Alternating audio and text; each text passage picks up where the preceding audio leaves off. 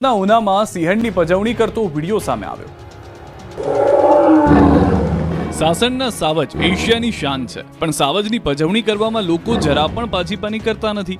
કહેવાય છે કે હિંસક પ્રાણીઓને છંછેડો નહીં ત્યાં સુધી તે હુમલો નથી કરતા, પણ લોકો તેને છંછેડવામાં જરા પણ વિચારતા નથી।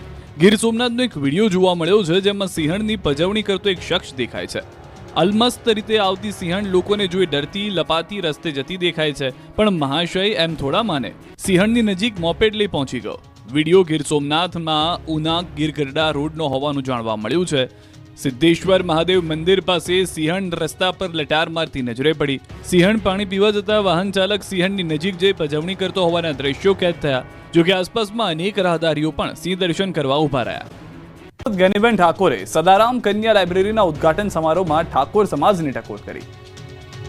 એકબીજાના દેખાદેખીના ખર્ચા આમાંથી સમાજ બહાર નહીં નીકળે ત્યાં સુધી આ સમાજના શિક્ષણમાં જે આપણે પરિણામ લાવવું છે એ પ્રમાણે લાવી શકશું નહીં। સાંભળ્યું, ખુદ સાંસદ ગેનીબેન ઠાકોર પણ કહી રહ્યા છે કે સમાજ અંધશ્રદ્ધા અને કુરિવાજો તરફ જઈ રહ્યો છે, ત્યારે શિક્ષિત બનવું ખૂબ જ જરૂરી છે। પાટણમાં ગેનીબેન ઠાકોરે ઠાકોર સમાજને ટકોર કરી। સમાજમાં શિક્ષણનું સ્તર ઊંચું લાવવું પડશે। ટકોર કરતા ગેનીબેન બોલ્યા કે દેવી દેવતાઓ 84ના ખાતાવાળા અંધશ્રદ્ધા અને ભુવાની પાછળ આંધળી દોટ લગાવશો તો સમાજનું શિક્ષણનું સ્તર સુધરશે નહીં।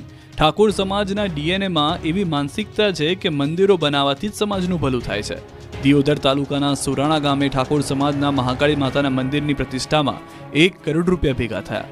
નાના સમાજો શિક્ષણ માટે એક જ દિવસમાં કરોડ રૂપિયા ભેગા કરી શકે છે। શિક્ષિત બનવા નિર્ણય કેમ ન લઈ શકે?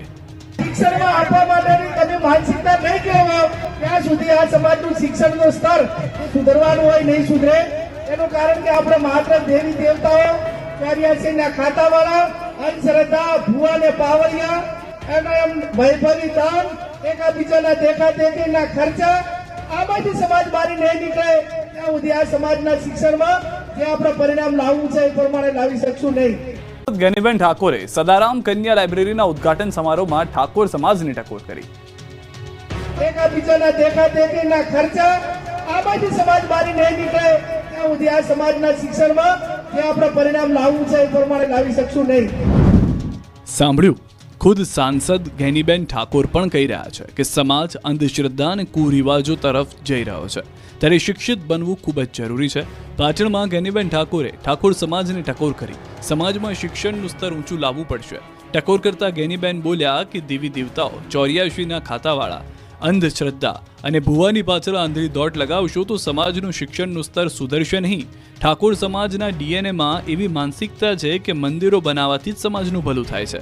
દિયોદર તાલુકાના સુરાણા ગામે ઠાકોર સમાજના મહાકાળી માતાના મંદિરની પ્રતિષ્ઠામાં 1 કરોડ રૂપિયા ભેગા થયા। નાના સમાજો શિક્ષણ માટે એક જ દિવસમાં કરોડ રૂપિયા ભેગા કરી શકે છે। શિક્ષિત બનવા નિર્ણય કેમ ન લઈ શકે? શિક્ષણમાં આપવા માટેની તમે માનસિકતા નહીં કેળવો ત્યાં સુધી આ સમાજનું શિક્ષણનું સ્તર સુધરવાનું હોય નહીં સુધરે।